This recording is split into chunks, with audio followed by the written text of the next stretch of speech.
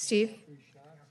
We're ready to go? Okay, I think looks like we have a good full quorum. So is this on?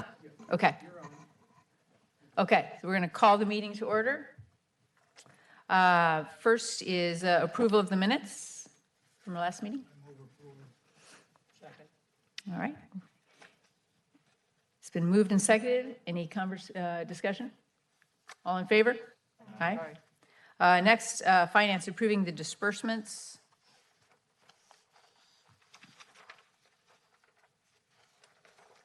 Do we have a motion for that?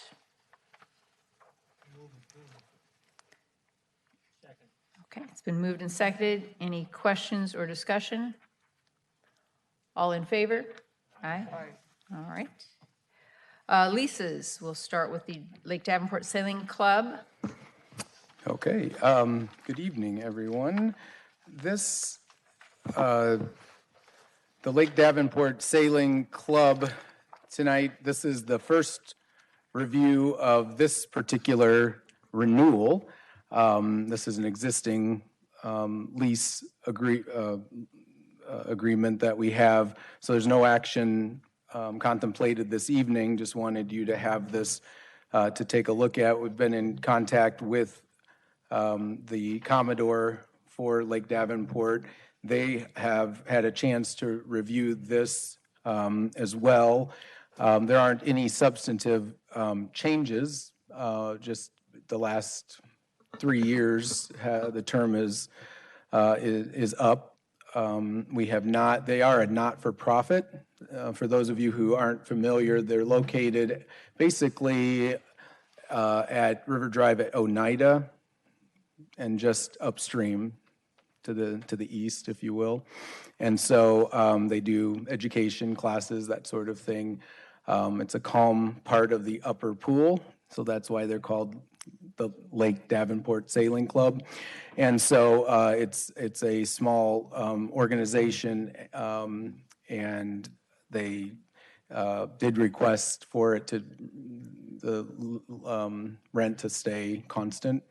And so it's a 3-year constant rent. And so this you will see at the next meeting for our action. Steve, is the rental amount the same as it has been? It is. So it has not changed. How many years have we kept it at this rate? It has, I'd have to look for sure, but it has been at least 6 years that I can say off the top of my head. So this would move it to 9 years at the same rate. Mm-hmm. Do we have any expenses on it that we incur?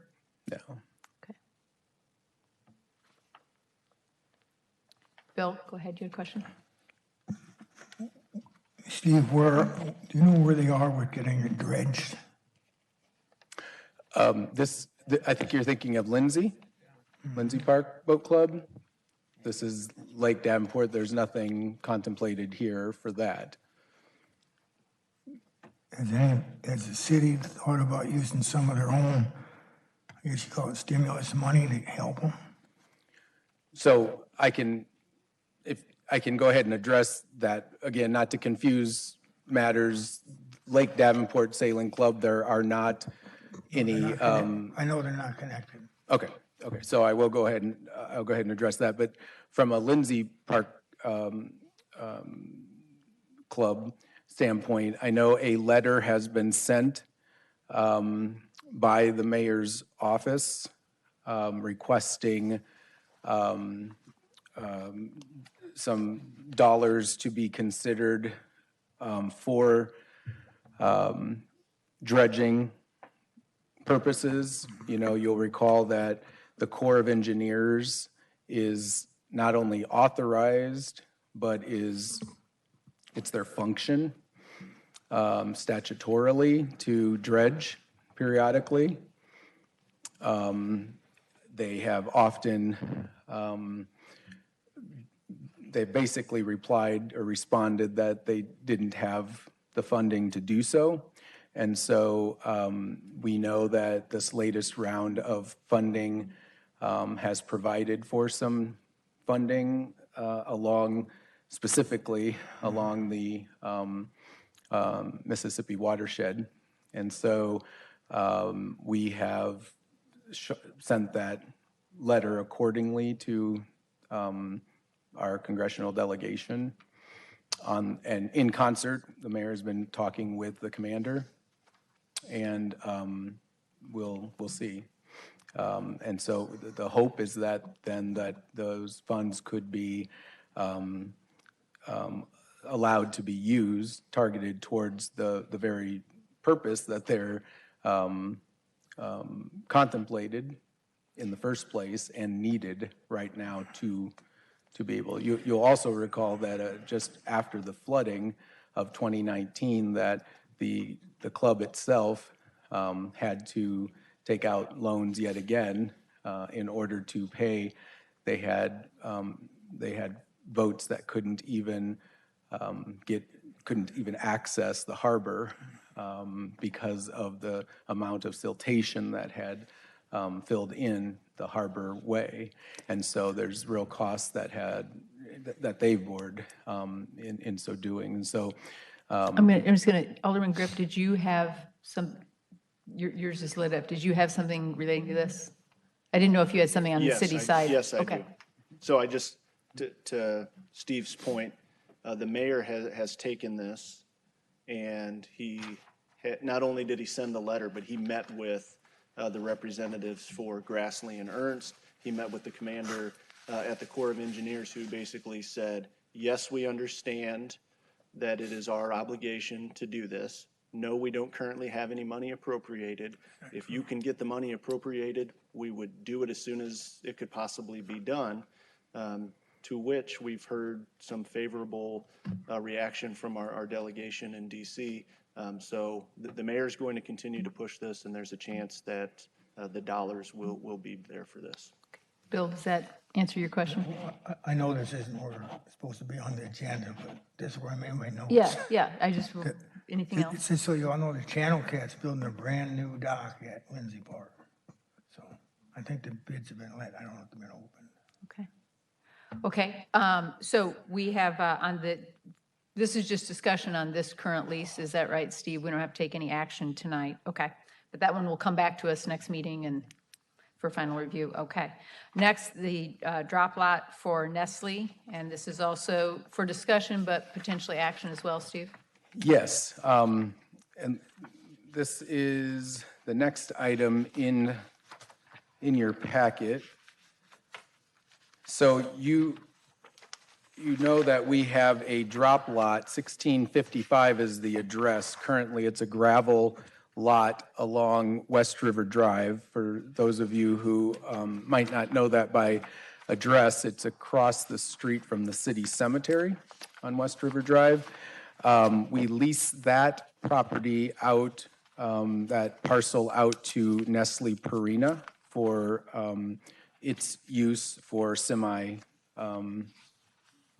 a drop lot. They have made contact with us just recently about they are readying for a permanent use closer to their plant near Schmidt Road, a larger lot, something they still want this 1655, but it's going to take some time to prepare this other lot near their facility, and in the time that it's going to take, year and a half to 2 years, they're interested in using part of there's not an address for it, so I'm describing it as River Drive at Marquette, but I want to describe it further. It has been used most recently, we call it the unimproved River Drive at Marquette, and I want to explain it that it's not right at the corner where some folks have used for parking when they're maybe playing basketball or something at Centennial Park. It's further west, and even more specifically, it's gravel where we're discussing, and it's not even the entire lot area. It didn't show up on the map that I attached with the agreement. They're talking about a portion of it, which would be more of a row along the railroad track. So a southern row in the unimproved area, okay? And so I Steve, just want. is it part of the outlined area in blue? Yeah, it or just is didn't show up, well, no, Or it's south of that? it's north, the blue area shows up, but it's the railroad, it's, so the whole area, the parcel is in blue. What didn't show up as I had intended it to is the southern blue line. It's basically along that area that we're talking about, a single row, but it doesn't go all the way to the east. The point is this, it's not the entire demarcated area that you see here. I don't want you to think that it's this entire lot that's in blue. That we're approving. It's not that, okay? It is, because that is about 100,000 square feet, which is about the same size as the 1655. We're talking instead a single row along the railroad tracks of a portion of this demarcated area. And so if you have occasion to go down there, it's there's some that's asphalted and then some that's gravel. And the gravel part most recently was used when we were doing a sewer project for about a couple of years now. We were using it for a lot of the heavy machinery to grade up, so it's had that history. So I also want you to understand that is its most recent history as So well. that is the It's same used to area that. where they were grinding up Yes, the, it's exactly the same area. yeah, okay. And less of it is my point. And so the agreement that you see, it indicates a 2-year temporary use as a drop lot. And it mentions, just like the existing drop lot agreement, an annual grading of it because we have in the existing agreement with the drop lot, a grading, Public Works comes in and does a very quick grading for some potholes that develop, so that's in there at their request. They currently pay $1,100 a month for a much larger area, and we've got in here, I think, a nice amount of $500 a month, $6,000 a year for the 2 years.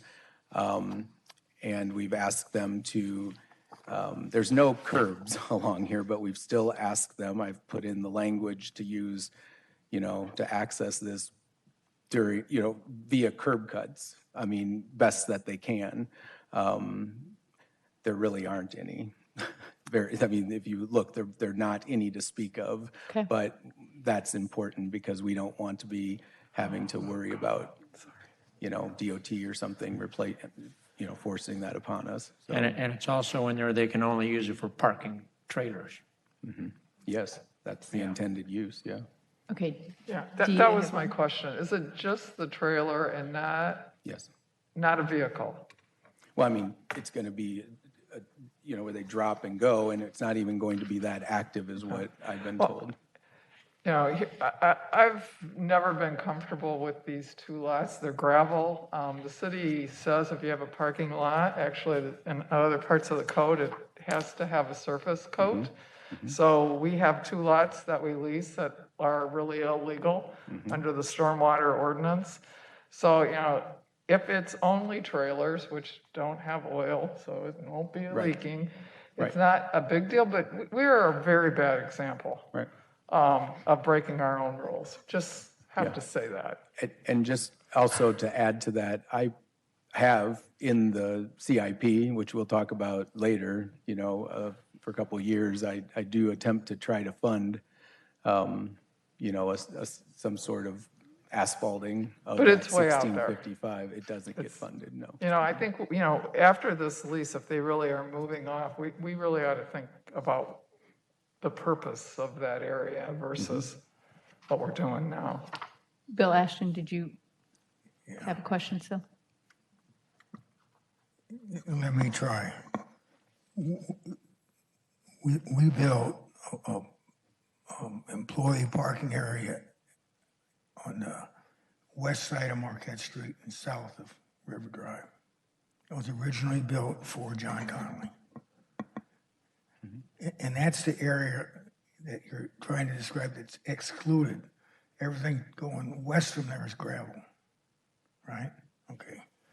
Now, only other comment I got is in the lease, it says annually the licensor shall at its expense regrade the licensor property to remove substantial potholes. Do we want that job? We already have it. I don't care if we have it, we're gonna Yes. sign a new lease. Yeah. I mean, I, at their request, placed it in there consistent with the existing drop lot language that we do that for. And it's not been a problem. Okay. I coordinate with Public Works for that. I mean, I think for what we charge and given what the status is on what has been pointed out already, it's fair. Okay, Alderman Grip. I just wanted to point out that the resurfacing of the lot is in the budget. Steve has always submitted it. It typically does not end up in the 6-year plan. This year, it ended up in the 6-year plan. So it will start to move forward, but every year Alderman Dunn says, you're on the Riverfront Improvement Commission, you've got a lot that's not sealed, it needs to be sealed. Steve submits it. This year, it is finally in the capital plan. I expect it to continue to move forward. Thanks. Thank you. Progress. Okay, so do we want a motion for this one? Is there any reason not to move forward with this one? Yes. Okay. Do we have a motion to approve this lease? I move. Okay. Who- Any further who was the discussion? second? Oh, okay. Okay, all in favor? Aye. Any opposed? All righty. Next, we have the Mid-American Energy Electric Transmission Line Easement Agreement, and it's time for action, yes? Okay, bear with me 1 second. I attempted to, on the screen, I tried to make copies of, Zach had prepared a map that we circulated to Public Works to ensure that at your request that folks were comfortable with the congruency with any sort of build out around this area. Again, let me start with, this is an existing easement, has been for years. Let me tell you from a Public Works standpoint, it went from a Veterans Memorial Park area, from Zach's area to, from the director to, it went, she farmed it out or shared it with a wide variety of staff members, and the general consensus that came back to me were no concerns, they reviewed it. Zach prepared this map. I mean, I'm happy to, when I tried to print it, it was of no value. I can share it, I could send it to you too, but it was really, you can't read anything. And what I was trying to show is that these lines that he created show the easement and eventual, how it sort of runs along what could be a road at the perimeter, just how you would want any sort of easement to run. And here's, so there's Marquette that's running north-south, River Drive along the curvature. So here we are, then the river, here's a full build-out of Veterans Memorial Park, as was presented in some detail at the last meeting. And then here's the Riverside Crescent Bridge. and then River Drive around the bin, Public Steve, Works. what is the line that Zach put in there? What color is it that we would use to identify where you're saying the easement runs? Well, this whole, he basically has shown it, Is it the orange one? the orange throughout here. Let me try to get a sense here. Or the gold, is it gold, Hold orange? on, let me show you here. No, it's. No, let me get it here. Track A and B. Yeah, can you see Randall? Yeah, I think Randall, that would be helpful. Hold on here. The yellow, let me move through here. Yeah. Let me move down. That's it.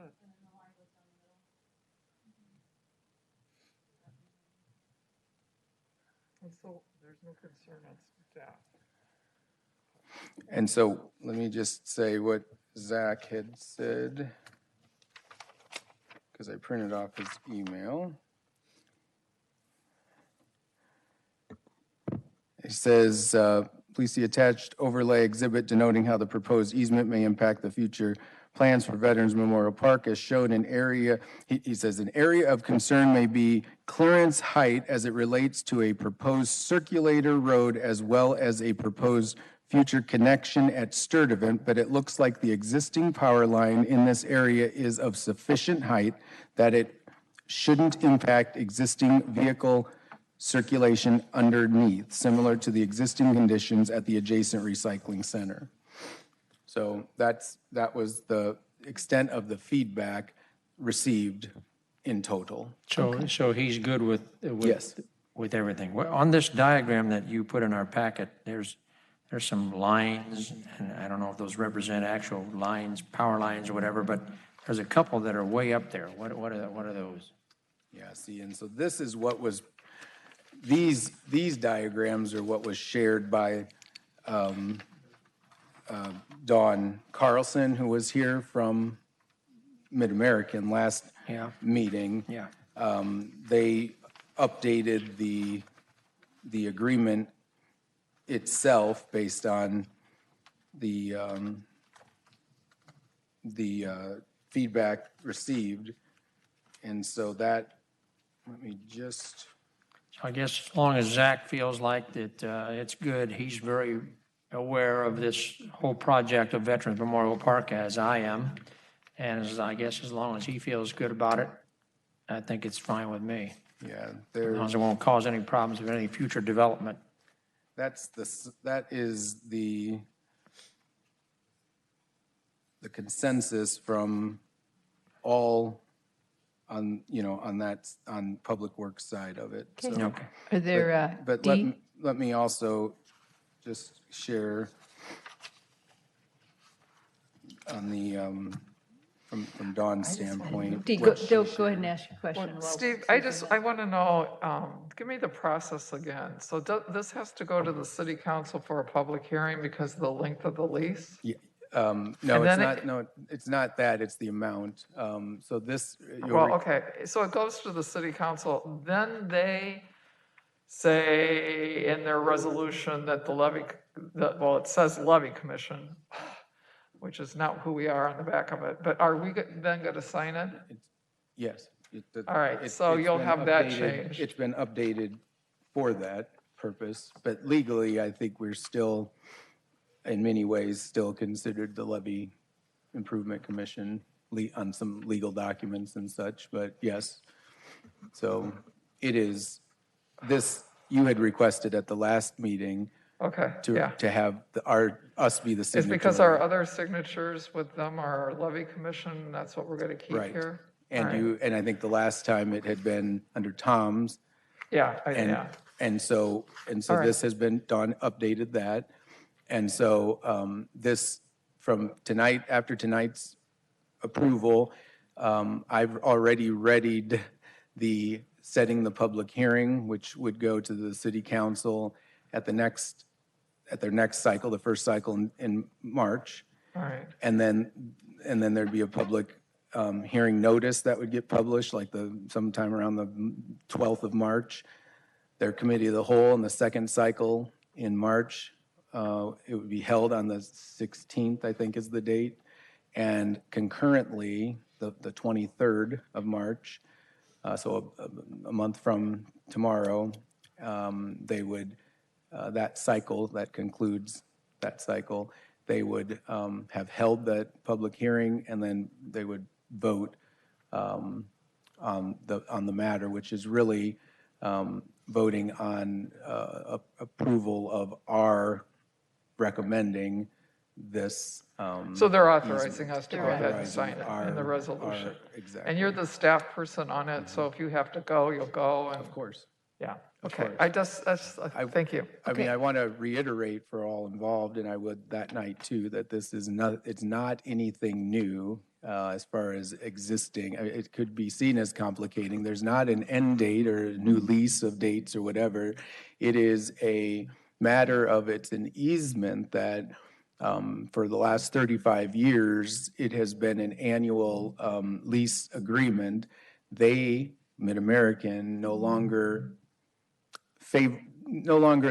likes to do annual leases. They do easements with one-time upfront costs. It's how they like to do it. And so it looks, and let me be clear of this, it looks like a huge amount of money coming in at, what is it, $205,000. But recall that at $6,000 or so, it took 35 years, basically, for the commission to earn that amount of money from this lease. And that essentially is what we're not going to be receiving for perpetuity. Right, so we just need to be aware that's a Right. $6,000 It's coming hole off. that we will have to find a way to fill Right. moving forward. Well, we just did, ironically, with this for 2 years. Sure, For this sure. other drop lot, but that Okay. is gone out of the budget. Yeah, okay, I want to, so Right. are there any more questions with regard to this agreement? Otherwise, we should have a motion. Yes. Okay, any further discussion? All in favor? Aye. Any opposed? Okay. I think that segues a little bit for us into our operating budget conversation. So I think that if I can just tee this up a touch, Steve, I'd like to just say, at our last meeting, Steve had given us a proposed budget, and it included money that we thought we would get appropriated. It seemed pretty positive that the city would appropriate some money for a number of programming things specifically, which it doesn't look like is going to happen now.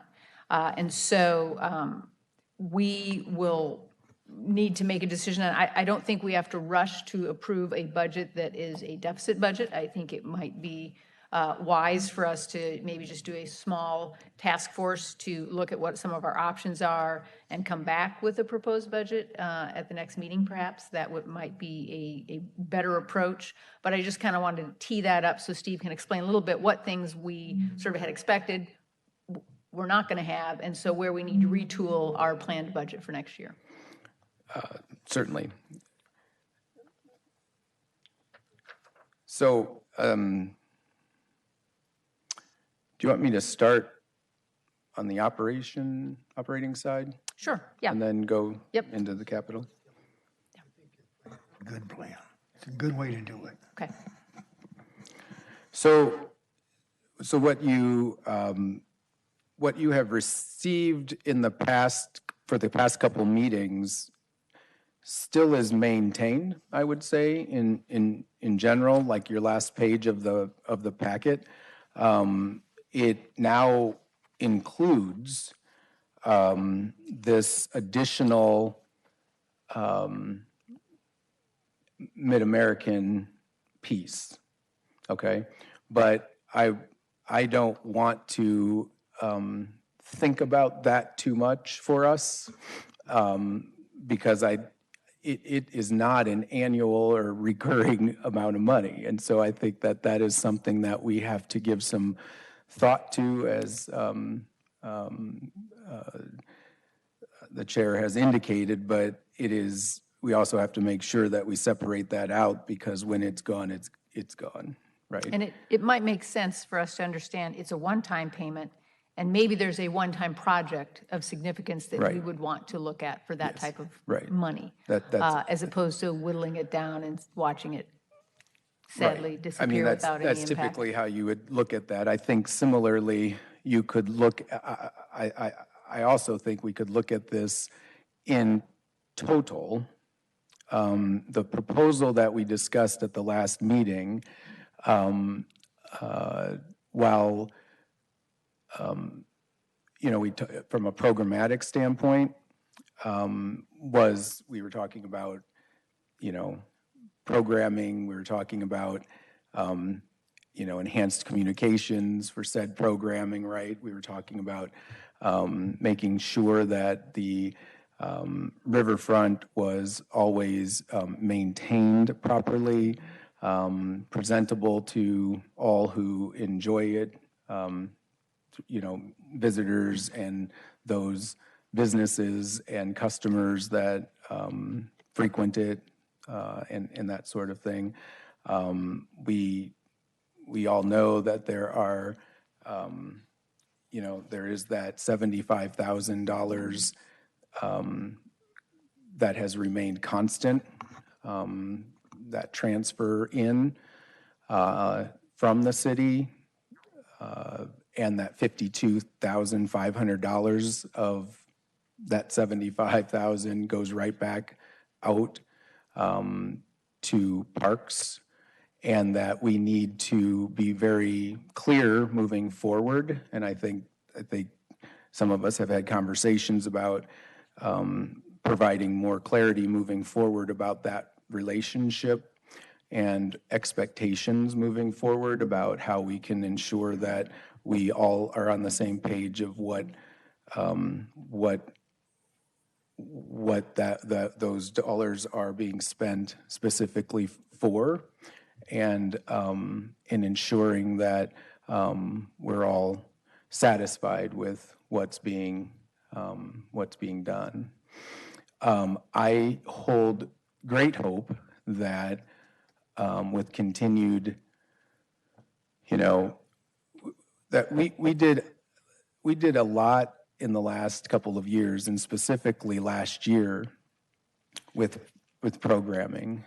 It has not been a function traditionally that has been done by any city entity, by the way. I mean, at least on the riverfront, it has not. If you look back in the history of the Riverfront Improvement Commission, or parks even, the animation of the riverfront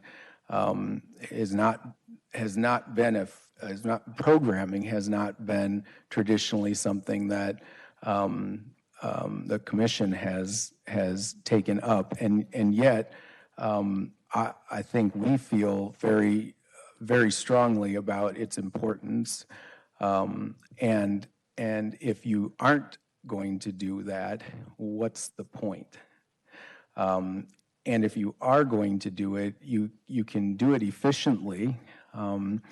I think we found last year that folks were, especially coming out of the pandemic, but not exclusively so, that people, families were looking for, throughout the community, were looking for things to do together,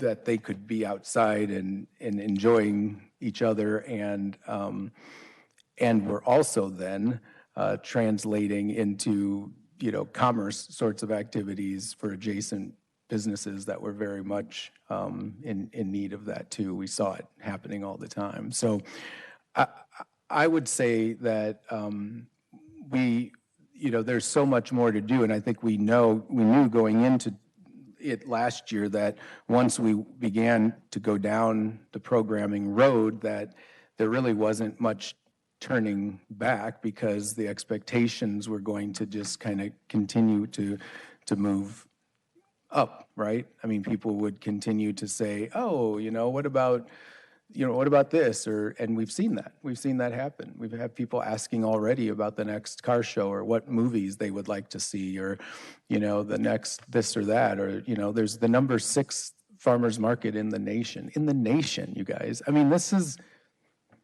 not me saying that.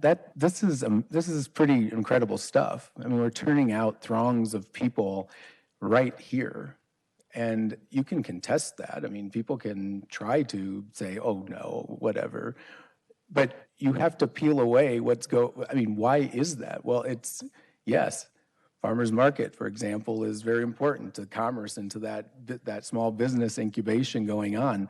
But why else do people come down and shop there? It becomes that Saturday, Sunday, whatever, it becomes the place to be, right? I mean, it becomes what matters is the programming and the partnerships that are being created, right? I mean, there's artists that are brought in and there's kids performing and mom and dad and grandma and grandpa are down there to watch that. And it becomes the town center just as intended in places all across the country. And so what the idea that we have shared is to take that concept and to make the riverfront,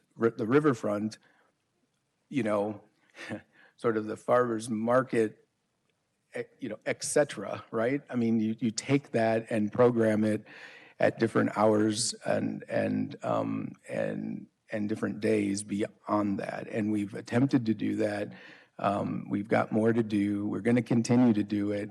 And what I would suggest, you just mentioned, the one-time kinds of things. I believe that with a little more work, that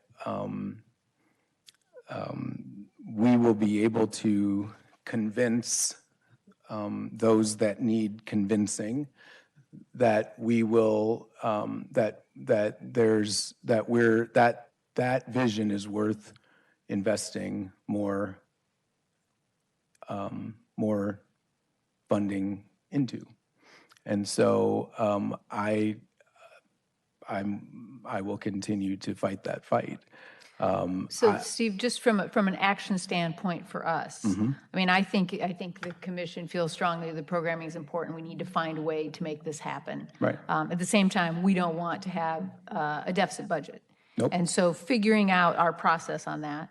Well, that way, it's no different than what we've done in the past, the way where you don't in a way that you've got revenue and expenditures, you actually aren't, and where I've placed programming is, in the past where we've had capital expenditures, we can argue about amounts or whatever, but it's not within the expenditure line, and technically.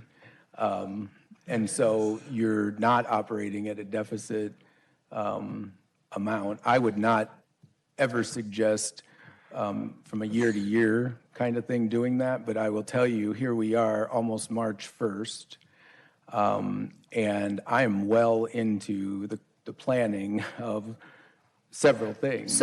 So I mean, we're looking at the FY 2023, Right, which runs from July, this July through next June. right. Right.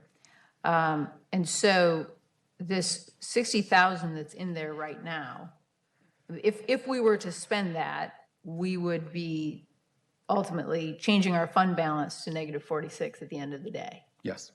So that's what I'm talking about, saying I don't think we want to approve that. I think we want to figure out what are our options to avoid that. And still try to figure out the programming. Okay, Dee, go ahead. I do have one question. This stuff runs all together, but didn't we get a grant for 2 years for the programming? And isn't this upcoming budget the second year of half of that 75,000? Or am I wrong? Wasn't it, So- we got a grant and it was gonna go over 2 years, 2 summers? Yes or no? I got that wrong. It's not, hold on, bear with me for a second, because it's not quite a yes or no. I wrote a grant and we were funded for 2 years, but when they, for both RDA and SCRA, but when they awarded it, Right. they both indicated that it was within their year cycle. Of the funding. I understand that. Did we spend it all last year is my question. No.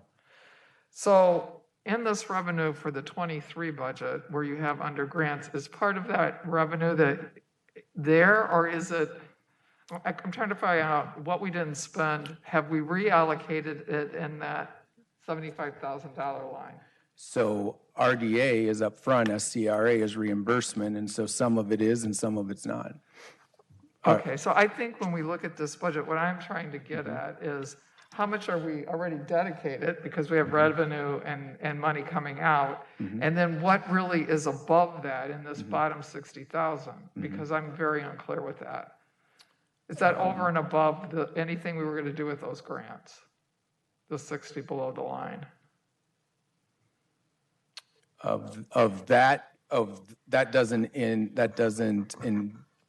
Wouldn't include any additional new money.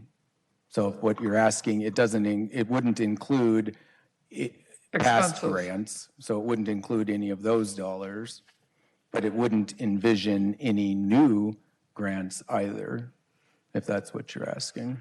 So I guess, We have some money in fund balance, right, from the original grant, or did we spend the first grant totally that we got up front in the calendar, in the fiscal year we're in?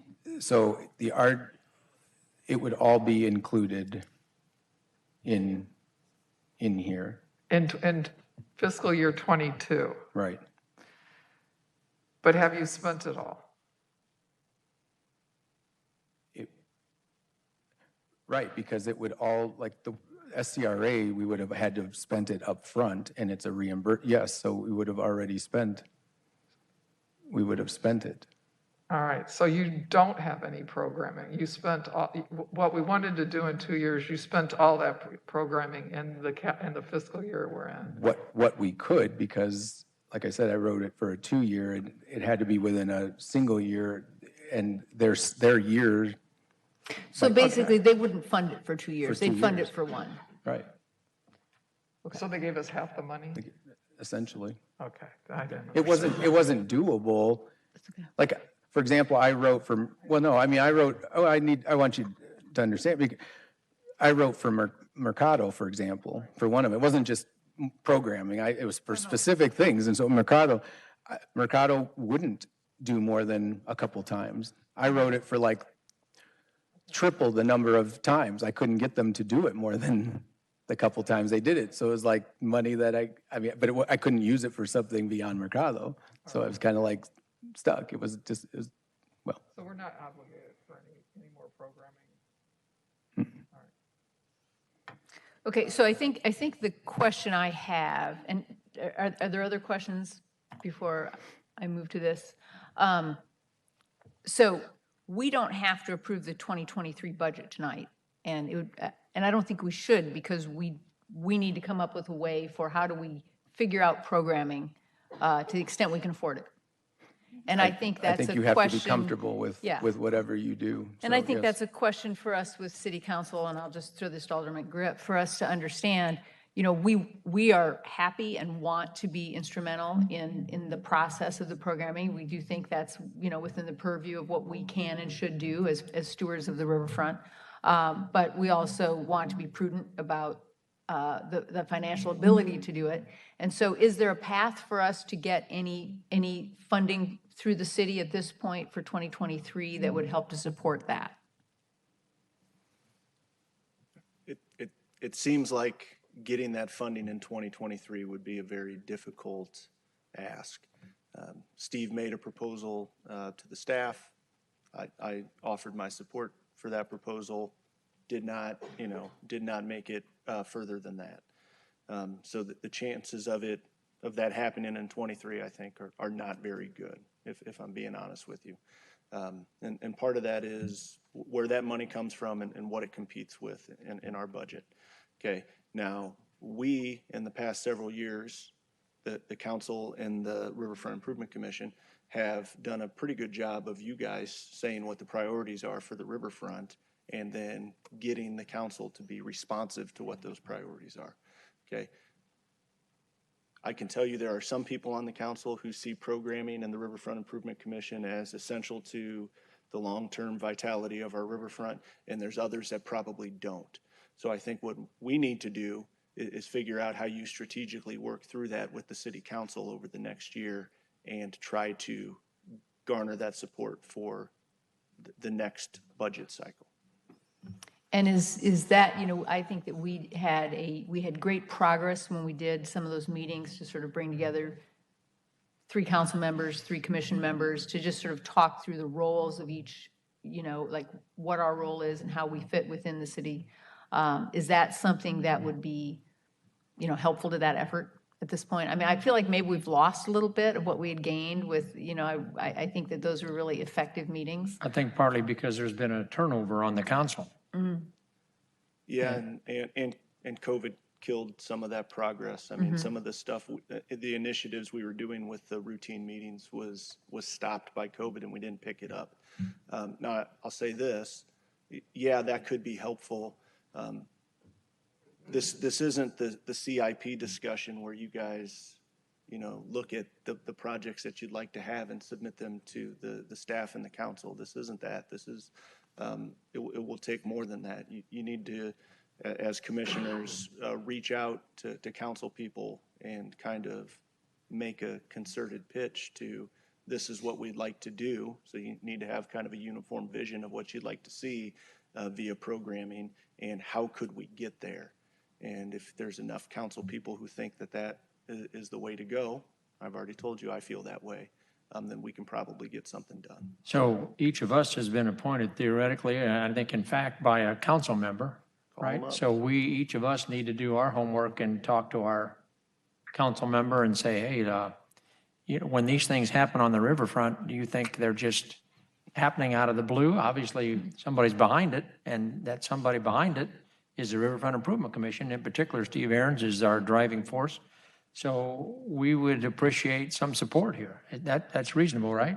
That is reasonable, yes. Okay, so in the short term, I think, Bill, go ahead. When Kelly puts together her organization to pick and choose, should you be a direct participant in that, Kyle? And when she puts together a committee to pick and choose the items we'd like to have the money spent for, Oh, absolutely. would you like to be a direct participant in that committee? As much as you want me to be. So remember, I'm the liaison. I'm the understand. conduit between you and the council. As much as you want me to be involved, I will But be the involved. way I look at it is you got a inherent knowledge of the chances of getting that successfully approved.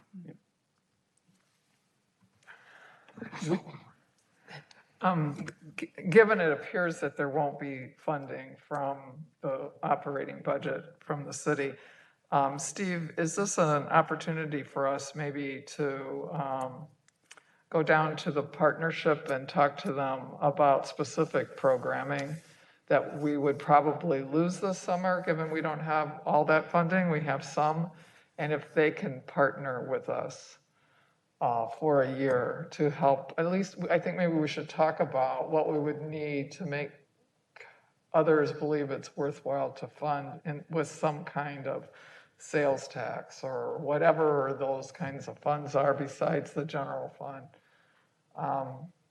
Would it be worth a discussion? Yeah, I mean, Kelly, I think that, identifying what our partnerships are is an important part of the process. But I think it's also really important for us to get some clarity and provide clarity to the council on what it is our programming has done. And this council needs to make a decision on whether they think that's a value. I mean, is that a value? Is it worth funding? If you want the riverfront activated, there's a cost to activating it, right? And so somebody has to figure out how that gets funded. I think there is a lot we can do with partnerships. I think talking to DEP makes a ton of sense, and we should reach out in places where we can find those partnerships. But I think that it will definitely take more than that. I was thinking 1 year in. Yeah, you're right. Yeah, I think, absolutely. Okay, so if there are people that are interested in, just being on a short-term task force, please email Steve and myself. We're going to probably try to do this, Steve, I think, in a pretty short Yeah, timeframe. we really need to because,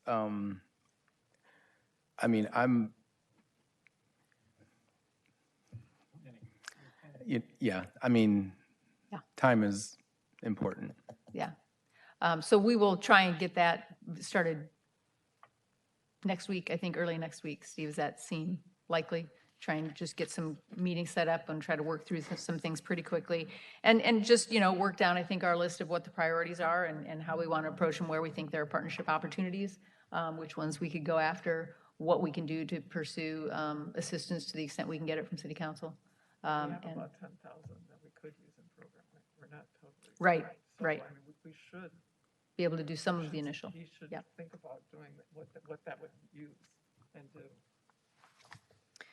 Okay, anything else on the operating budget? Otherwise, Steve, do you want to talk real quick on the CIP items?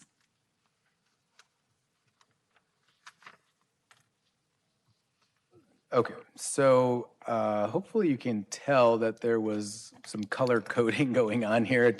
It's not as sharp as I had hoped, but so this Clay forwarded this to me today. This is what I'm most familiar with, but I hadn't seen it recently. But so what this is the CIP. It's a spreadsheet that shows the plan, basically. It's a 6-year plan, and so fiscal year 2023 begins in July. So you will see that, for example, there's a couple projects of note, which we're very appreciative of. The Freight House Roof and Gutters Replacement Project at $125,000. By the way, this hasn't been voted on, so this is not a given yet. Okay, let me put that asterisk there. Anything could change. But right now, that is in there. And for at the level of $75,000 for fiscal year 2023, there's some electrical upgrades for the Keene lot, which we've spoken of and have advocated for some time, and Alderman Grip has been instrumental in assisting with as well. I don't know that we have to unless you want to go through, but each of these years, but I'm happy to do that. But the point is this: we prepare. I try to prepare these with your feedback, the various projects that we submit to the team, to the staff, and then those get submitted and prioritized prior to council reviewing, and they have a system how they prioritize various citywide CIP. There's vast number of projects here throughout the system here, and so far more dollars and projects or in projects than what is available in any given year. And so, but you can kind of see then the highlighted ones represent Riverfront ones, and you'll see that even beyond those that we submitted, there's a few others that are classified as Riverfront ones, but they were submitted in through parks, but they're shared ones. And so I think an example might be a Credit Island facility upgrade one, for example, and there are a few others, but they're investments nonetheless, and we share the excitement related to those. I don't know, are there specific questions? Sure, Dee. I just have one. If you submitted a project and it wasn't in the 6-year program, it must fall out in some other.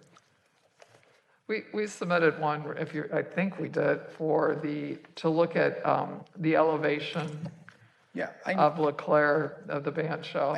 I noted that when I went through it today, since it was my first chance, Yeah. and here's what I believe is the case. Okay. I believe it falls under, and I'm going to double check this, but there is on page, well, it's not really pages. There's, oh, it's the second to last page under flood resiliency program / public facilities, okay? I think Clay staff created that name, and that's where that particular one is located. And so it shows $300,000, but starting in 2027. And then again in 2028. And I don't know exactly how that's going to be entertained. Perhaps it's going to be in the same vein as like the parks, what do they call that? Development, what's that development? The Parks Development Plan is the fund that's chosen by the council and the Parks Advisory Board to kind of divvy up each year. There's a certain pot of money and then there's different projects. And so I'm going to double check this to be sure, but because I didn't have a chance to, but that is my read of where that landed, okay? But I will double check that and I'll let you know. And then all the others that I remember I was able to check them off, so. Thank you. And most of them fall within the timeframes that we, at this point. And again, that is an exercise that happens every year, you know, and so you might come to next year and they might stay, those projects, or they might, you know, scoot. It just depends. I mean, there's some really nice Some nice projects. happening. projects that are currently Yes, on some the nice list that investment. hopefully, That's exactly stay right. on there. I feel like there's some really nice investment Yes, there yes. that matters for us. Does anybody else have any questions, comments on this list?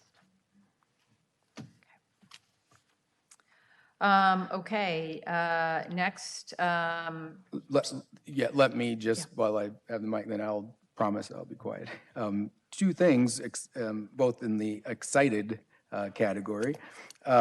We have, as of tomorrow evening, I think we will have a new colleague, a new member will be added. The Fifth Ward, Alderman Kelly has appointed, and the council will vote to confirm Roma Taylor. And so she would join us if that occurs tomorrow evening. Every indication is it will, at our next meeting on March 22nd. And she will be replacing Neil's position. And that is the term doesn't expire until the 2026. So there's many years here left on that term.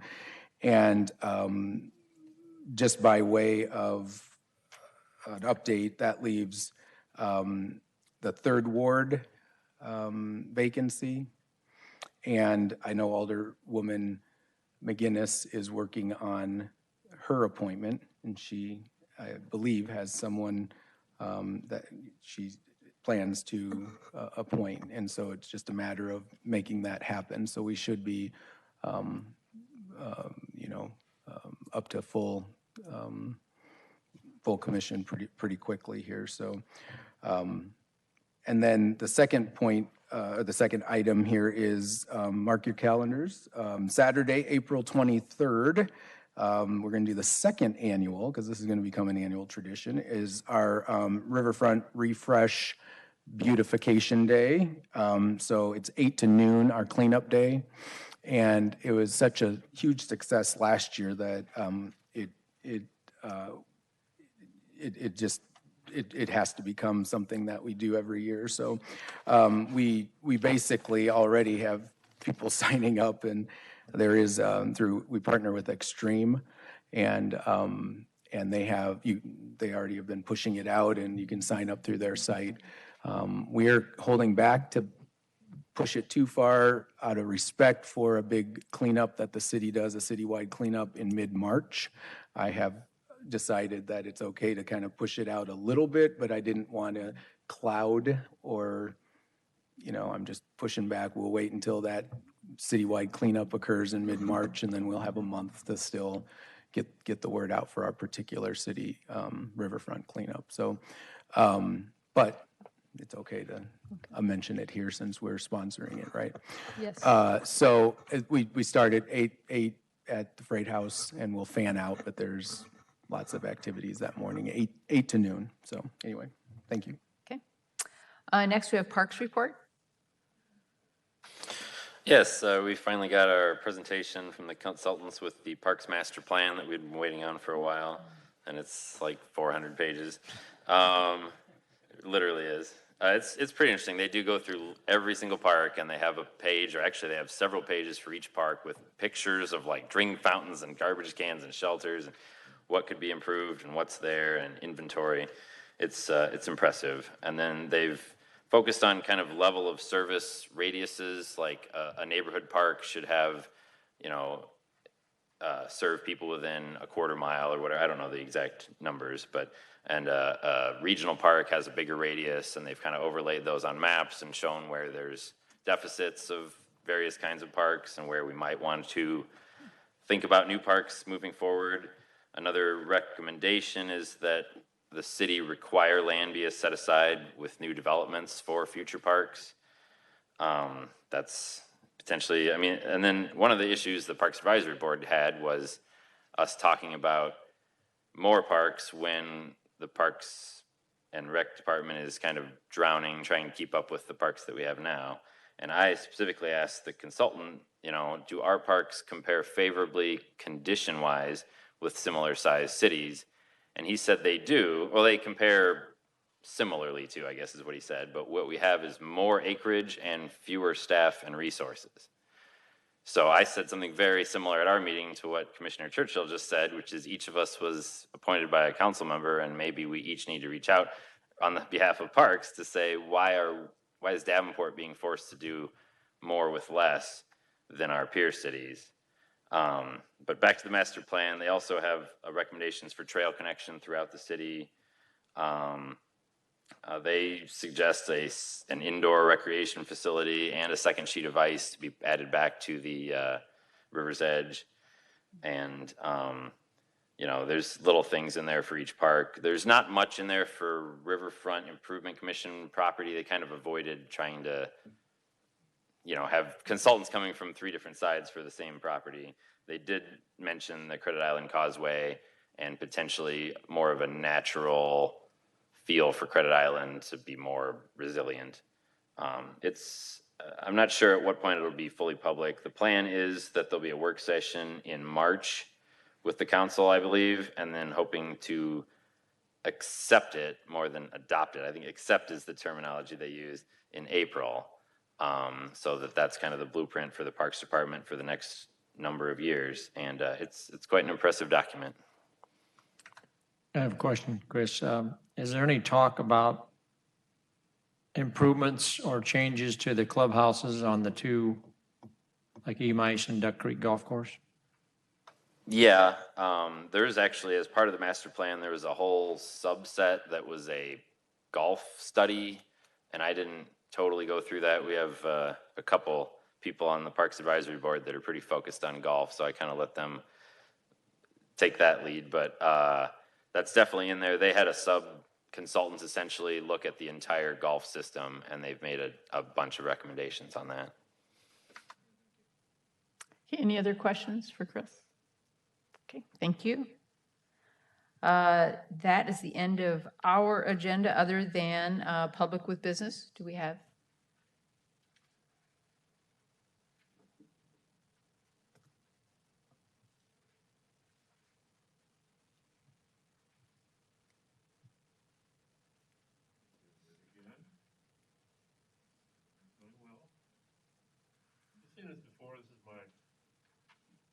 Design for Riverfront downtown, and a few changes to reflect what I think might be something we might consider on 3rd and 4th Street. But what I'm going to talk about today is just something I sent to Kathy Wine from River Action the other day, which is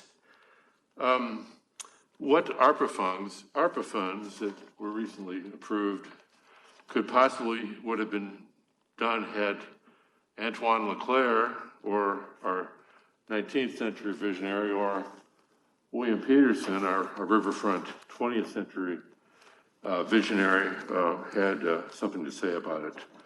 And just for your consideration, I'd like you to think about them.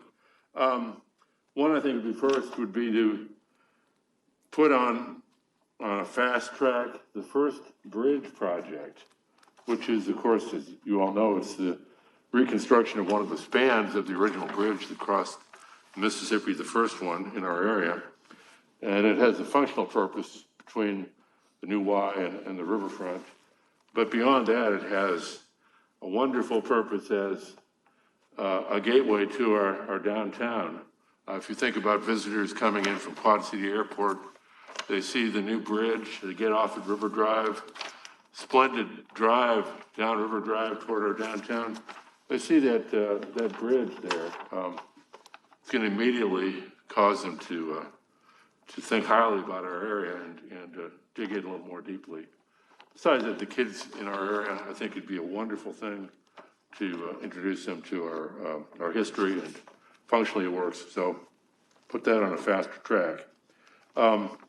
Then expose what I call the brick beach from Main Street to Perry, which was Bill Peterson's original landing between this area here. Because right now we have the proposal to have some type of destination park in that area, or destination playground. The RDG plan, one of the things, as you know, that it called for was removing or severely altering our concrete seawall that was in this area that was added in the 1950s. I don't know to what extent that is going to be removed in the destination playground or not. That's something to be considered, but I think that needs to be done. I'd like to have it taken out entirely, remove that sand, and expose the historic riverboat landing. Not many towns have it. We would add then this area between Perry and the dam. We have these beautiful cast iron railings that were done in Bill Peterson's era. I'd like to see replicas of those cast so that we have it from where the stone wall is at the ballpark to the dam. We've got those beautiful handrails. But going back to the destination playground, I do think I'd propose that with that money, under the guidance of a nationally significant design firm like we're doing right now, develop a master plan and construction drawings for this Maggie Daly component, and I would move it over to Centennial Park over here, adjoining our splash park. And what it would do is the dollars that we're currently thinking about putting right here, I would build our first phase of Maggie Daly Park. If we build it there, we have so much more land. We could create truly a regional destination. But if we build it here, that's all we're ever going to get. So I would say, let's think about it a little more deeply, I think, and put it there and think about what it might be in the future. And then one of the things that would make that possible is we would create a vehicular railroad crossing at Warren Street by the skate park. If you'll recall, the original River Vision called for that crossing to exist, and when the skate park was initially proposed, Hargraves called for roads connecting both halves of the park that are currently bisected by the train lines. If we add that crossing there, that becomes a new entrance to Centennial Park, and it makes it so that downtown visitors can have a nice place to experience that park. The Gaines Street entrance would be pedestrian only. Go ahead and get out here, line yourself up with Warren Street, and get on Viaduct Drive, look toward the ballpark, and you'll see just a beautiful view of the bridge, of the ballpark, Centennial Park to the west, a much nicer experience for people first seeing our riverfront on this side of the bridge. Over here by the Ferris wheel, I'd have an accessible ramp so that the people that aren't going to a ball game have a chance to experience our beautiful Ferris wheel that the city owns. We'd rehabilitate Levy Inn down here. A lot of the construction that you do in the riverfront, Hargrave said, you got a 7-in-1 ratio. You build it, spend $1, and you get $7 worth of additional activity in the city. Little things like that, it's probably like 20-1. That little building is probably closer to the heart of many Davenporters than you would think. If we rehabilitate it, have popsicles sold there in the summer, you're going to activate the riverfront in a way that we're currently not doing. So I'd also rehabilitate the concession stand over here and the toilets at the splash park. Now we'll have a new way to get across there. Add channel cats downstream. We just heard today about the channel cat service going up to East Moline. If we don't take action with that new bridge, East Moline, and Bettendorf are going to leave us in the dust. We shouldn't have that happen to Davenport. So we need to have channel cat service downstream, going all the way to Credit Island, Sunset Marina, Rock Island, and Davenport. And then a minor thing, I'd like to see channel cat dock right now, I guess, what is it, around Bridge or a little bit upstream of Bridge. River Action had a special tour. We went all the way down almost to the government bridge. It was astounding. If that was the end, that's adjoining our cruise line docks. If Channel Cat went down to there, people would really feel, they'd understand the specialness of our area with Rock Island and our beautiful government bridge and our dam. So that's all I had. Thanks so much. Thank you. Okay, is there any other business? Bill, go ahead. Kyle, do I understand there's RFP on the street for the playground?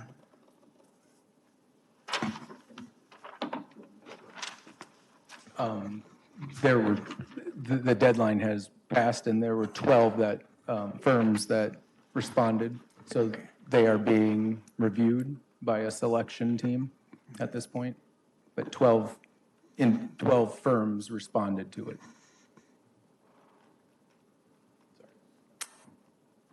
Okay, any other business? All right, do I have a motion to adjourn? We're adjourned.